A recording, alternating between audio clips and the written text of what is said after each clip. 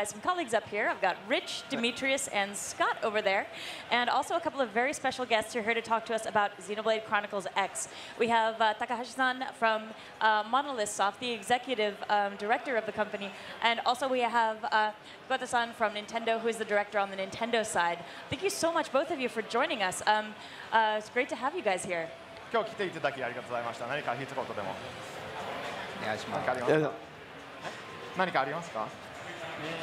そうですね、初めての北米版、ヨーロッパ版発売ということですごく感激しています。はい。Thank you so much for having us. We're really happy to finally have the chance to present an early look at the localized version that will be released in US and Europe. All right. So for those who are watching too, we actually have a pretty cool version of this. This is actually one of the localized versions. Yeah. You want to go ahead and explain that part? Yeah, I mean, we're still in the middle of localization on this game, but you can see that things are shaping up really nicely. Got a lot of the quest dialogue in place, so we're going to be seeing a lot of the. Here, we can get into the nitty-gritty later, but you're going to see a lot of this stuff is already in place. This has been in the works for a while now. But we figured it was finally a good time to kind of showcase a little bit of what it was going to look like. Yeah, so what we're going to do here today is we're going to start off by taking just a little tour of New Los Angeles and get some insight from the developers. So why don't we go ahead and kick it off by just starting, what is New Los Angeles? Well, New Los Angeles is a area that's like the last bastion of humanity, which we explained before, and we would like to get a little bit insight on what was the creative. Why did they decide to make New Los Angeles? なんでニューロサンゼルスにしたいと思いますでしょうか？まずね、一番の理由はロサンゼルスもすごく好きだったんですよ。それが一番の理由なんですけど、もう一つはニューヨークもいいなと思ったんですけれど、ちょっとビルがいっぱいあってコストかかっちゃうんで、ロサンゼルスだったらダウンタウンだけで済むかなと思ったので、そんな感じで、はい、チョイスしました。Well, the first reason is just that I'm really a big fan of Los Angeles, the city. But one other reason, to be honest, is that we had at one point considered using New York, but once we realized how difficult and how long it would take to create all of the buildings in downtown New York, we thought Los Angeles would be a much easier goal. So you've actually spent quite a lot of time right here in the city doing research on different locations and the look of the city. Can you tell us a bit more about your experiences when you were here, kind of scouting out the location and figuring out how to make Los Angeles into New Los Angeles? で、実際にロスに来て研究していた時にはどんなことをしていたんでしょうか？そうですね、マップチームで、ロケーション、ロサンゼルスに来て写真撮っていろんなところに行ってロケーションしました。ただ見てわかるように宇宙船の中の都市ですので、実際のロサンゼルスよりは道はきれいに、するようにそこのところだけちょっと注意してそこ作ってます。So we took the map team here to Los Angeles and we went all over the city taking pictures, sometimes very late at night just so that we get the right light conditions. But one thing that you'll notice is probably this city is a little bit more spread out and sparse by comparison to Los Angeles, and there are in-game reasons for that as well. Yeah, I like that we've got here. I mean, the city crashed to Earth. It was a disaster. We weren't really intending to land here, but we got shot down out of the sky. So you're seeing things are damaged. They're still trying to rebuild them and trying to make this city a place where, like, we're basically refugees in this game and trying to find this as our home base. I also think the design of the strip is so interesting when you come crashing down and you've got this huge, like, biodome. I imagine there was quite a lot of work that went into the design of the white whale. Even though it crashes and we only see parts of it, it looks really cool. また着陸してからまた工事中のところいっぱいありそうですけど。そうですね。マップの中で下の水が見えるところいっぱいあるんですけれども、そこは宇宙船が着陸したショックで全部抜け落ちちゃって、はい、工事中でこれからまたどんどん作っていくっていう設定の場所になってます。Yeah, you'll see when you look down on the map view of New Los Angeles, there are a lot of areas that are just missing. These are all pieces that broke off when the ship was entering the atmosphere. And over the course of the game, you will learn about the stories of the people here are slowly rebuilding the city. I can kind of show an overhead view here just to show everyone how big this area is. You have the boats, the yard, a little bit of water, the water industry. Some nice buildings here. This is where the administrative district is. All right, so this is pretty cool. One thing I actually wanted to know about is one of my favorite races in this game is the Nopon, and I was wondering what inspired them to create these cool little guys, like we have right here, the tots. またノポン族のデザインについて聞きたいですけど、何かどういうものでインスパイアされたでしょうか、そのデザインで。ノポン族というのはペンギンとフクロウ、この2つをうまく合わせて可愛らしいものを作れないかなというコンセプトでデザインしてます。で、ゼノブレイドクロニクルの方で出てきたんですけども、今回も同じようなマスコットキャラクター的な位置づけで登場させてます。The design for the Nopon is actually based on an idea we had of what a penguin crossed with an owl would look like. Wow. But we also took a few liberties in designing the shape of it so that it looked like some of the mascot characters you see in Japan. Oh, that's so cool. I love looking at him and seeing him and other elements here. It's really great that if you don't have to have played Xenoblade Chronicles to play and enjoy this game and totally follow along with the story.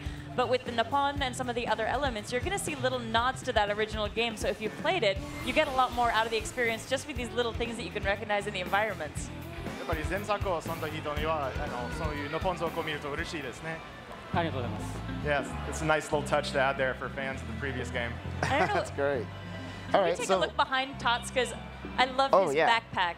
Right, like the as far as backpack is thinking of amazing. this cute little fluffy chubby critter who has to survive in Miror where there's so many monsters, it looks like he's got a monster's face on his backpack. So maybe if a monster snuck up on him, it'd be like, I'm big and scary, look at my teeth. And he's got like faces on the side too. It's got a little camouflage. All right, so why don't we go ahead and start a quest. So we have one we're going to do today called Once We Were Soldiers. I'm going to go ahead and start this out, accept the mission, and we'll go ahead and kick back and let everybody watch the subtitles. Now we're still in the middle of voice recording on all this stuff, so we don't have any voice in this ROM yet. You're going to hear a lot of the Japanese voice still. You can see the subtitles are in place. You're going to get the gist of what the story is. Again, this is a work in development. You're going to see a lot of changes between this and the final release version as we get more time to polish the text.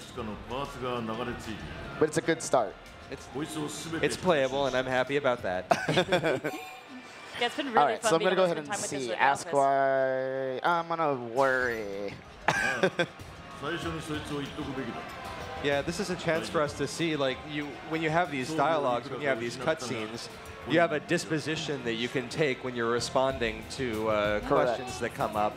So we can finally show off a little bit of how that influences, like, the branching paths of dialogue. Building the affinity with your party members, yes, yes. So looking at the characters here, we can see a lot of the different armor and customizations that your different characters in your party can wear. Can you tell us a little bit more about the development of the equipment and the armor? Because it's really amazing. Whenever you change something on your characters, you see it right there. There's so many different options to choose from. やっぱりキャラの装備を変えるとすぐにそのキャラの過去で分かると思いますが、その装備のデザインについて何か一言メントどうも。そうですね、まず SF サイファイなので着てかっこいいやつというのを目指して作ってます。で、中にはちょっとこうセクシーなやつもあったんですけれども、特にこう世界で売るってことを考えるとそこの調整が非常に大変だったと思います。はい。Yeah, there's really a lot of customization options available with the equipment in the game. You're going to notice that they have very different influences depending on which alien race they were designed by. And you might notice that some of them have more of a utilitarian feel while others are a bit more flashy. So you can choose on your own exactly how much of your own personal color you want to show out there in the field. Very true, very true. All right, now let me go ahead and explain what this mission is going to be. So this right here is a heart-to-heart mission. So after going on one of these missions, I built a lot of affinity, as we talked about before. This quest, or excuse me, mission in particular, has multiple objectives. So this first part, is to collect 3 parts, but I'm getting attacked right now. I'm gonna go ahead and actually just let it rip. Get everybody a little sneak peek, some combat. Oh, this guy's already super tough. We'll get right into it though. So what folks who are watching will see here, up on the screen you have a lot of different information presented to you. You can see how your characters are doing their hit points. You are controlling your own attacks, and then the party members around you are auto-attacking, but they're also shouting commands out at you to help you with, you know, maybe do this is going to be a good idea, because your party members have been out surviving in Miror a little bit longer than you have, and an arts palette on the bottom that's going to be very familiar for folks who've played Xenoblade Chronicles. What's nice, though, is even though you're getting all this information, you don't necessarily have to pay attention to it. It's there if you want to take advantage, and you can actually turn off certain elements if you'd rather not have that present on the screen. But you can make this really as deep an experience as you want it to be based on, okay, how much of this am I going to be paying attention to? Maybe I'm not going to worry too much about certain details, but I'm going to be very focused on others. But there's a lot of stuff here that can be very helpful as you're playing. And, yes, it's very tricky. Such a cool monster. I'd love to hear more about the design of the creatures on this world, because they've got a really cool, like, really distinctive look to them, and there's so many different creatures for you to encounter in this world. で、敵のデザインですが、敵をデザインしていたときに何を大事にして作っていたでしょうか。異性の生物ではあるんですけれども、現実の例えばこの雲であるとかカニであるとかっていったもののイメージをしやすいところをうまく融合させて作るのがちょっと大変だったと思います。We tried to go for a balance of shapes and forms that were familiar to people in the real world. You know, you just saw a creature that was sort of like a crab or a spider, but add something to it to make it feel really alien and take it to a slightly unsettling place that really sells this as an unusual, unknown locale. Like that venom sac at the base of the spider, which Demetrius wisely blasted off of him first, so that he would no longer be able to spew venom at you. Which also gives you a better opportunity to collect some rare materials, which is something that's also really great about this game, is hunting down monsters, the bigger, rarer monsters, and looking for that rare material that drops, or that rare weapon or piece of gear. It's one of the things I really like about this game, and it makes combat so addictive. Because not only is it fun just to be in battle, but you can have a really high chance of getting a reward for a very long fought battle. Okay, let's move on to the next area. Let's see here. Back on track for the quest now, yeah? Yeah, I got caught off guard by that guy. I wasn't expecting that to happen. Last time I just snuck right through and it was all good. Okay. So we're on one of the continents right now, but folks who maybe have watched our other streams will have noticed that the different continents on Miror have really different looks and really different ecosystems. Do you guys have a favorite of the different areas of Miror? ミラの大陸で言えば何か気に入りのところは何かありますか？僕の気に入ってる場所はここの今いるところの、西側の大陸になりますね。日本名で夜行の森と呼んでるんですけども、ジャングルみたいな場所なんですけど、そこがすごく夜が綺麗で、気に入ってます。My favorite continent is actually one to the west of where you are right now, called Noctilum. That has a lot of really interesting bioluminescence, so it's really beautiful at night. It's Very also dangerous at night, too. dangerous, yeah. That's probably my favorite as well. Oh, I also like Silvalum, the one that's right in front above. I always found the weather patterns, particularly in this game, to be really interesting. I'm kind of curious about that, actually. How was it for them to implement the weather? Was that a really fun process, such as the sandstorms, the energy storms, going to Silvalum where everything is so fuzzy, you can't see. I love that stuff. I'm just curious how they went about creating all the different weather patterns. なんでそこまで詳しく天気のパターンを入れようと思いましたでしょうか？その砂の嵐とか雷の嵐とか。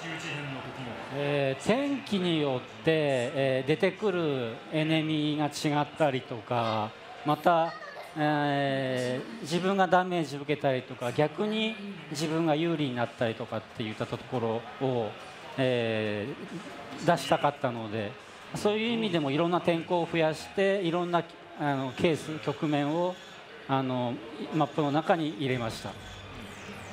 Well, the way that we're using weather in this game is it can allow for certain enemies to appear. Like some enemies might only be available on that part of the map when it's raining. Also, certain weather patterns will give you buffs or debuffs depending on what you're wearing or what the weather is. And once we included it as a mechanic like this, we just decided to run with it and think of some interesting different ones that we could include. I think it really gives the game a unique sense of atmosphere and design. It really makes the planet feel exotic. That's probably the coolest thing. I think on top of all the awesome artwork. It's interesting how much scarier Mirror gets at night as well, because then you get some really intense monsters. So if you're a little nervous as soon as it's nighttime, you're thinking, maybe I'm going to go somewhere safe. Just wait this out. Yeah, for me, I mean, in the previous ones that we have done here before live, I was always scared of going through Noctilum, the one that he was saying is his favorite, because it's so deadly at nighttime. A few quests where I'm so overwhelmed by the level of the enemy that I've just bolted and just kind of skulked my way around the corners and tried to not be seen by any of the enemies as I'm moving. Let's see here. I think I'm going to swim across. I'm going to actually go ahead and travel a little bit faster. Quick travel? Yeah, I'll swim across, but it's probably not the most interesting thing. But I love the idea that I can swim, though. So right now in your quest, oh my. Get a look at that guy. So right now in the quest, you've found the 3 missing parts of the white whale, and you picked up a distress signal, and now you're investigating that distress signal, right? Correct. And that's something cool to point out is how it's not just defeat this monster or pick up this item.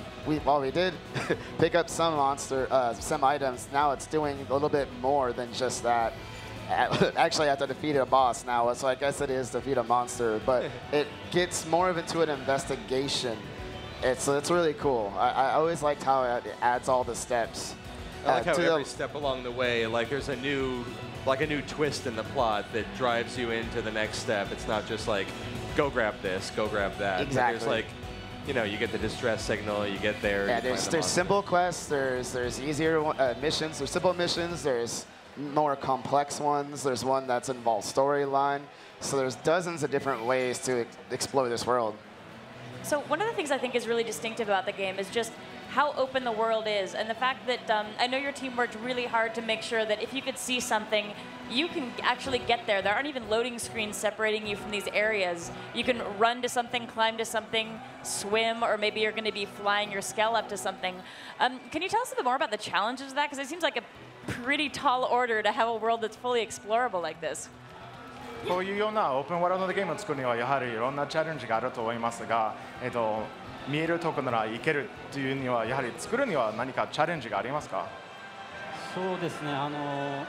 ゲーム全体を通して最初に徒歩で移動しつつ、スケールテーブルに入れてからさらに空を飛べるようになってっていう段階があるんですけど、そのゲームのトータルの遊ぶ時間の中でどこに区切りを入れていくかっていうのがすごく難しいチャレンジでしたね。Yes, this was a really big challenge. Even from the earliest planning stages, we had to think about how much time we had available to us in development, and think about how much land can we create and how much content can we put in that land to make it interesting. And that eventually led us to the amount of content and land that you see in the game. We knew that we would have just enough time to make 5 continents and make all of it interesting. It's really fun exploring this. And here's a little boss battle. I want to point something out about that canyon you just ran through. The last couple of times we ran through this demo and you showed me where you were going to go. It was nighttime and all those bugs were awake and active and attacking you every time you tried to go through there. Yeah. And I remember you tried leapfrogging from one end of the wall to the other, all the way across. Oh yeah, I made it through. It was it's just a good thing that it's daytime, I guess, is where I'm going with this right now. Yes, for sure. All right, let's go ahead and take this boss down. I'm going to go ahead and try to lock onto his arm. Yeah, this is something really interesting, I think, when you're looking at the fact that you can target different parts of the enemies, and you can also do that when you're fighting enemy Skells as well. And him, he's the hands, I think, are scary. There it goes. One part popped off. Can you tell us a bit more about what it was like figuring out how you could damage parts of enemies and do the targeted focus on those? コンバットについての質問ですが、なんで敵をなんかいろんな部分をフォーカスできるようにしたいと思いましたでしょうか。ですね、敵の部位によって得られるアイテム、マテリアルですね、それが異なるので、いろんな部位を壊して手に入れてもらえるように設定してあります。There's a couple of reasons we wanted to make it so you could target different body parts of the enemies. One is so that you could disable a particular kind of attack if you were having trouble with that while fighting the enemy. Another is that if you target a certain part of the enemy, it changes what sort of materials they will drop. So if you target the horn of a horn creature, it might drop that horn. Nice. That was a close one. That was a lot closer than I thought it was going to be. Yeah. So that guy has like a really powerful punch, and it can be in the right conditions, a one-hit kill. And I saw you lost Lynn partway through there, but you landed it. Yeah, that's why I was a little quiet and focused, because I have to make sure to direct him. I have to always kind of like stay to the sides, because if he hits me, it's pretty much or close to enough a one-hit KO. I know that Elmo was getting low on life, so I had to make sure to keep my eye on everything and let all the healing properly go through. So before you progress past here, there's something I've always wondered about. Can you go to the thing, I think it's behind you, it looks like legs. Oh, right here. Can you please tell us what the story is with these legs? Because they're so creepy, and it looks like that monster maybe just ripped someone in half and left part of it there. このトレジャーボックスはドールの足ですか？そうですね、異星人のドールの足になります。Yes, this is the remnant of an alien skull that was damaged in combat. Oh. Excellent. Although I can't open it because I don't have the skill for it yet. I was going to say, maybe that's why it's so challenging for you, is because it's like this new thing you've never seen before. I love that little hint of like backstory that you see just from the terrain. All right. Oh, that was my stomach. Shortcut. Oh, nice.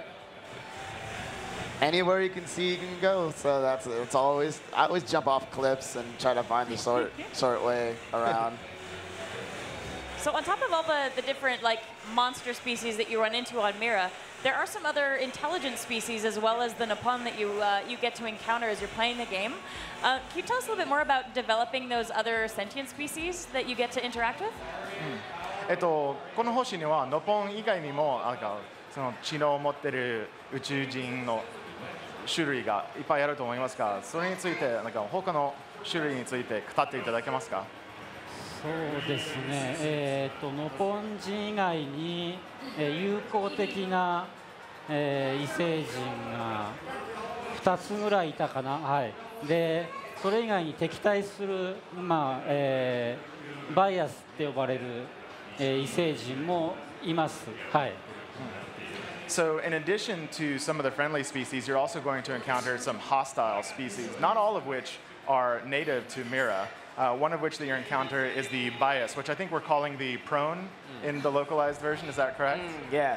So you're going to have some unfriendly encounters with them pretty quickly. We've shown off a little bit of that in previous Treehouse lives. Yeah. They're not pleasant. That's for sure. You run into them a lot after a while, actually. Yeah. All right. So what happened here was they got a distress signal, and it was from Marina. We wanted to make sure that she was okay. That's when I went and found the simian there, went from the distress signal, defeated him, and then jumped off and found that she was okay. She's a little hurt, but everything's all good. And that's going to be the end of the mission. I just need to go turn it in. One thing I'd like to actually point out, if we can take the opportunity, is maybe show, since we got some time here, show a little bit, let's see, go into the party. Maybe we should talk about battle cries. Sure, we can talk a little bit about battle cries. They're complicated. They're real complicated to explain, at least like from the writing standpoint. So basically, every character will do like a shout out in the middle of a battle, telling you what kind of skill, what kind of art they want you to use. And we've shown this screen before, so I thought this would be pretty cool to people actually see how crazy this can go.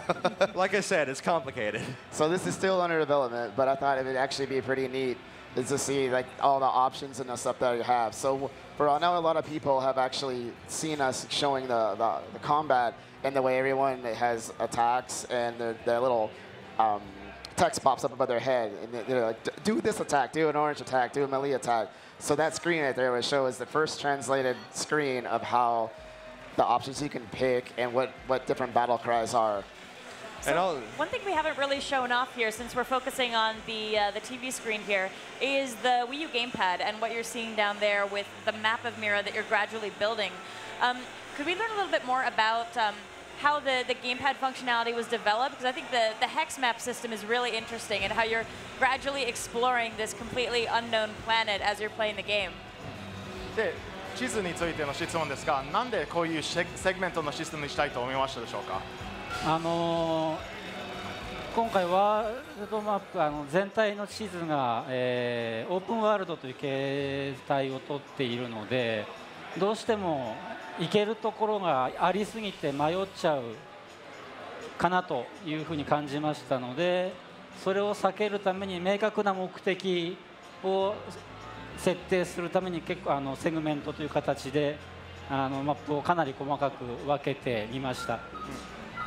Well, one thing that happens when you design such a large area in an open world game is people don't really know where they should go or what they should do next. But we found that when we divided into these hexagonal segments, we could make sure that we were spacing out interesting objectives and things you could discover on your own, unique creatures, and give people the feeling that they were sort of filling in all the blanks as they moved through the world exploring it. That sense of discovery is really apparent when I've been wandering through the map, not just because you enter a new zone and you get a little pop-up that tells you that you're in a new zone, but also you find different terrain features. There's I forget the name of it right now. It's like a unicorn-shaped rock. It might just be called Unicorn Rock. Avalanche. And you can find that in one of the zones as you're walking around, and you get like a little pop-up that tells you that you've discovered a new landmark. And then there are some other places you can go to that you can see like landmark vistas. And if you go out to these locations, you'll get just an impressive view. If that's what you're looking for in the game, you can go out and you find these impressive views and take advantage of like all of the terrain and just take a moment and have a breather and jump back into battle and kill some things for a while. Oh, and we're going to go ahead and finish up this quest. I forgot to finish it up, so that's going to be one part. We'll do that, and maybe we can visit a new continent? Sure, yeah. All right. Whoa, I don't know what happened there. Like I said, work in progress. Sorry about that. If we've got some time, I would love to show off some scale action as well, because I'm very fond of checking those guys out. All right. So the Skells, since we've shown them off before, we can chat about those a little bit as well. The huge mechs that you get to drive and customize. What's interesting there is how customizable they are as well. You've got different weight classes. You've got a lot of different equipment that you can load out to really change how your mech is going to handle and do in combat. How complicated was the process of developing those and all the different customizations options as well? またドールの装備についてですが、そういうような武器とか防具をいっぱい作るにはやはりチャレンジがあったでしょうか？はい、今回ドールロボットについては普通に作るだけじゃなくて、トランスフォームして、移動もできるような構造になっているので、それのバランスを取るのがすごく大変でした。Yeah, it's really difficult to get the right balance. You have so much gear available. You want to make sure that everything looks the right way on the light, medium, and heavy versions. And you can go for a unified look, or you might be going in a slightly different direction with your character. But we wanted to make sure that at least the dolls had that unified look. Skells, that is. Yeah, I love the equipment and how it changes combat. Mine for a while just was dual-wielding swords and looked so cool. They were like red, shining, glowing. I felt like a boss. It was nice. Why don't we go ahead and visit? So where are we off to next? I'm thinking, why don't we go to Oblivia? It's something we haven't shown yet. Okay, we can show off a new continent. Now the nice thing is there are no consequences to dying. So let's do it. Let's go ahead. All right. We got quite a bit of time here, so what I'm going to do is fast travel to Primordia, to the edge. Okay, so we're moving straight to the outer edge of Primordia, and from there you're just going to charge on into an uncharted land, maybe. I probably will die a lot. It's okay. This is. But this is the fun part, actually. I love that this game is open-ended, and you can just go to anywhere you want to explore. I mean, you might get beat down, but that's kind of the fun aspects. Maybe there might be something there I can collect, maybe like a treasure box, or maybe a low-level enemy that's I can take down. However, this is going to be a little bit of a challenge, but we haven't got a chance to really show our audience what Oblivia looks like, which is a desert region. And let's see, we're almost there. Wow, what is that in the forward? I haven't seen this enemy in a while. So I think it is really helpful that when you're coming up to an enemy, there's actually a fair bit of information that you can get about an enemy just by looking at it. There's some different icons and the level information and some other things there as well. Oh, what's that one there? For example, this guy right here with the glowing red eye icon. The red means he's hostile. He'll attack you. The eye means that he's visual, so he's looking for you. If he can see you, he'll attack you. There are other types of ways of being detected. You might be heard or sensed in other ways. Demetrius chose the better path of valor there. Yeah, I wasn't going to go near them. And just stayed out of eye shot. He's a level 51, and I'm level 16. You're fine. It's okay. He's going to step on me like an ant. Go big. Do you think you can get another look at that big flying monster that was on your left-hand side there? There was something that looked really cool. Oh, I missed him. That's the one I saw earlier. I was wondering. Now, it did change time of day, so it may be gone. Oh, is that, flown off. It's not a night monster? No, there he is. Wow. There he is. All right, there he is, yeah. That is so cool. He's flying away. Come back. Nah, he's going off to do his own thing. Yeah, he's out. With that right now. It's all good, though. Let's continue on. So it looks like we're okay in the level 12s and level 13s here. So you're coming up on a Moranium vein. Is that one that you've already dropped a probe on? No, this is actually something I have not yet. Oh, cool. All right, Mechanical level 1. So a good time to actually probably explain that again to those who haven't seen. I'm going to go ahead and drop this node into this frontier nav spot. And on my touchscreen now, I can actually see all the data next to it. So it looks like I have a treasure chest to my left, and the monster too I can take out below me. Oh, yeah, it's below me. It's probably that guy that was walking around.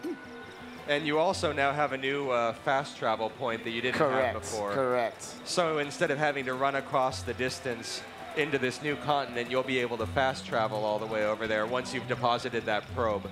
Correct. And this interesting, the structures here, it almost looks like they've been crafted by someone. Yeah. Really neat. Actually, that's a good question. Maybe we have a little insight onto the art and the structures of this area. Steering clear of spoilers, of course. Yeah. この大陸には宇宙人のこういうような構造がいっぱいありますけど、この遺跡に見えますが、何か意味がありますでしょうか？これはここのエリアに昔あった文明の遺跡という設定の場所ですね。でこれ以外に今この星に来ている異星人が作った砦というかベースキャンプがいくつかあります。So yeah, this continent is really interesting from an archaeological perspective. There are a lot of artifacts and these large structures that were created by another alien race that came to Miror and set this up as sort of a large fortress, but has since abandoned it. So I know when you're playing, there are a lot of different ways you can customize your character as far as your weapons and your combat style. Do you have a favorite yourself when you're playing? で、高橋さんにも、まあ、一番好きなクラスは戦い方は何でしょうか？僕はだいたいデバッグをしているときはロングソードと、アサルトライフルを使ってましたね。日本刀が好きなので、刀を使えるクラスを使ってました。I've mostly stuck with the assault class, which uses a long sword and an assault rifle, and I think that's probably because I have a certain fondness for Japanese swords. Gotcha. Oh, that's the class I'm using. That's great. You picked well, Demetrius. Good job. I know. I hope I don't let him down then. Oh, let's take a look at the monster coming there. This is your chance. That looks so cool. This is it. This is it. Go for the glory. Wow. A level 27. You can take it. Is he 20? Oh, he's only 20. I thought he said 47. This is nothing. This is easy. Really? I could try. You know what? I'll go for it. Let's see you do it. So let me get in here. Since we were just talking about the battle call-outs, you're seeing them pop up in different colors on the screen. Yes. They're also going to be voiced, of course. But the color of the call-out is a clue to what... Well, all right. So some of the monsters are really big and stompy, and you maybe want to avoid them. I tried. I can't... Like I said, no consequences. There's no consequences to trying. That is the cool part, though. So I reappeared right at the last checkpoint or the last area that I just dropped a probe into. So that's always good. So it's always worth taking the risk. Especially when your friends are watching. They're egging you on. There's a special enemy here. I don't think I'll be able to take him out. Let's see if I can try. We'll look for someone a little bit more to your level. I won't throw you into any insane combat anymore. It already happened, man. I got to see it. So another element that we have here that's returning from the earlier Xenoblade games is the all the items that you can collect as you're exploring. I think it's interesting. It gives you another encouragement to really check out each environment and find out what's there, but it gives each area a kind of different flavor as well, because you're going to be finding different things along the way. I imagine there's some stuff that's very hard to find that you've really got to hunt for as well. Yeah, it's always a wonder. It's a wise choice to steer clear of him this time. I was definitely not going near it. I'm just trying to get to this. To make it to the spot next checkpoint. Yeah. So I know that you spent a lot of time here in Los Angeles doing research into the area for the setting of the city. As far as the different environments that we're seeing here, how did you go about researching the different kinds of landscape that you wanted to include in the game? ロスで研究していたとさっきは言っていましたけど、このいろんな大陸を作るにも何か研究されていたでしょうか。そうですね、研究というわけではないんですけれども、いろんな場所を探索してほしかったので、例えばここの大陸だと、表に見えるところだけじゃなくて、洞窟とかダンジョンみたいなやつがたくさんあるので、そういうのをたくさん見つけて遊んでもらうところに気を配って設計してます。Well, not so much research in creating the continents, but there was a lot of thought that went into giving people interesting areas to explore. And one of the things that you'll find in this continent is that some of the most interesting things you can find are not even on the surface, but rather inside caves. There are a lot of dungeon-like structures that you can go through and explore with branching pathways and interesting things at the end of each run. And I'm sure terrifying creatures hiding in caves as well. There's actually one area in here that's really, really cool. People can find it eventually. I think they will. Wonderful. We're probably not going to make it all the way there in the time that we have left. No, we only have a couple minutes left, so maybe see if I can take out. We can just tease people with something. I like this outpost that you just ran across as well with the army of Skells set up and all kind of in a formation.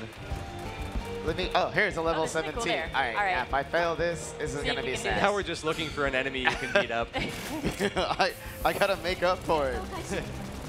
This gives us a chance to show off a little bit more of the battle cries that I was hoping to get into earlier.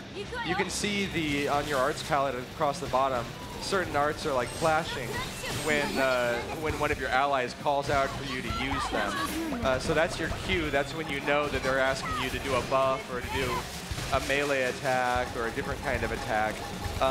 And they can be very complicated. They can be asking you to knock down enemies.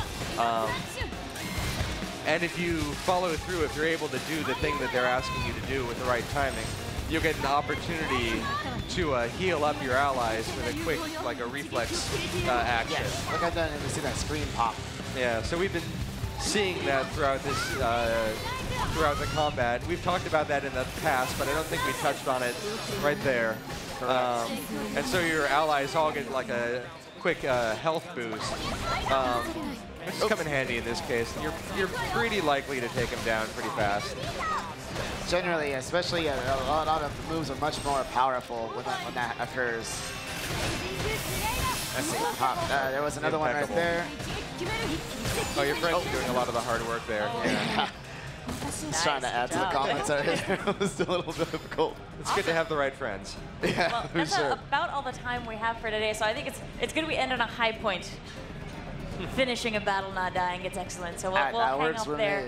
me. But thank you so much for joining us and giving some insight into the development of this game. Really excited. It's coming out the end of this year, so really soon folks will be able to play this and start exploring Mirror for themselves. So thank you again for your time. It's really great to have you here. 今日来ていただきありがとうございました。ありがとうございました。 Yes, thank you. It's my pleasure. All right, well, folks, please stay tuned. We're going to be coming back in a few